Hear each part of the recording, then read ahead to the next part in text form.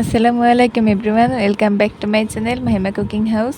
আজকে আমি আপনাদের সামনে একটি নতুন রেসিপি নিয়ে এসেছি, যার নাম হচ্ছে গুঁড়া মাছের চচ্চড়ি বা কাচকি গুঁড়া বলতে পারেন আপনারা এটাকে। আর আপনারা যারা যারা আমার চ্যানেলে নতুন এসেছেন তারা প্লিজ সাবস্ক্রাইব করে দিবেন, ভালো লাগলে লাইক করবেন, শেয়ার করবেন আর আপনাদের সুন্দর মন্তব্যগুলি কমেন্টে জানাবেন। আর রেসিপিটি শুরু করার আগে আমি আপনাদের একটা কথা বলতে চাচ্ছি।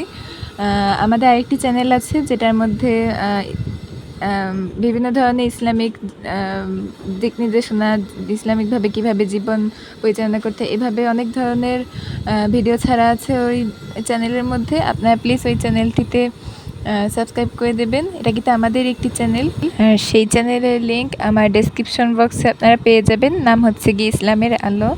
আপনারা যারা মুসলিম ভাই বোনেরা আছেন আপনারা নিশ্চয়ই ওই চ্যানেলের থেকে বিভিন্ন ধরনের সাহায্য পেয়ে যাবেন।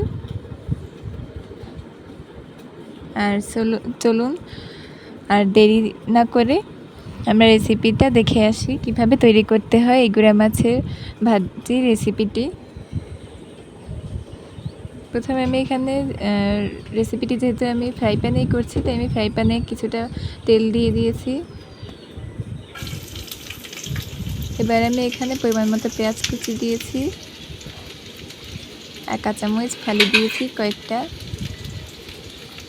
পেঁয়াজটাকে একটু ভেজে নিচ্ছি তেলে নাড়াচাড়া করে।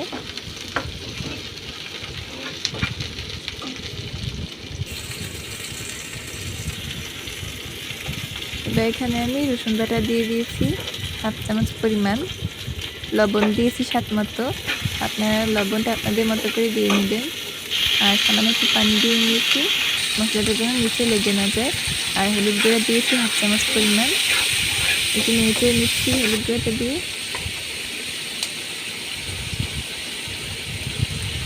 এবার এখানে আমি মরিচ গুঁড়া দিয়েছি পরিমাণ মতো আর জিরা গুঁড়া দিয়েছি হাফ চামচ পরিমাণ। এবার ভালোভাবে মশলাটাকে একটু কষিয়ে নিচ্ছি।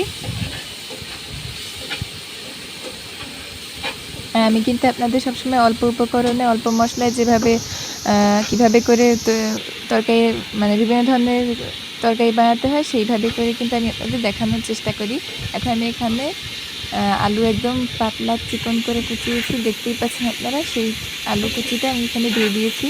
এবার মশলার সঙ্গে ভালোভাবে মিশিয়ে নিচ্ছি। আশা করি আপনারা আমার এই রেসিপিগুলো দেখে অনেক উপকৃত হন। এখন আমি এখানে টমেটো প্রিজার্ভ করা ছিল আমার, সেই টমেটো কুচি একটা দিয়ে দিয়েছি খালি করে। আর এখানে আমি গুঁড়া মাছ নিয়েছি বা আপনার কাচকি মাছ যেটাই বলেন না কেন, সেটা আমি ভালোভাবে ধুয়ে নিয়েছিলাম। সেই মাছটা আমি এখানে দিয়ে দিয়েছি। এবার ভালোভাবে এই আলু আর মশলার সঙ্গে মিশিয়ে নিয়ে পরিমাণ মতো এখানে পানি দিয়েছি। আমি এটাকে ঢেকে দিব যতক্ষণ না পর্যন্ত এটা তৈরি না হয়, ততক্ষণ পর্যন্ত।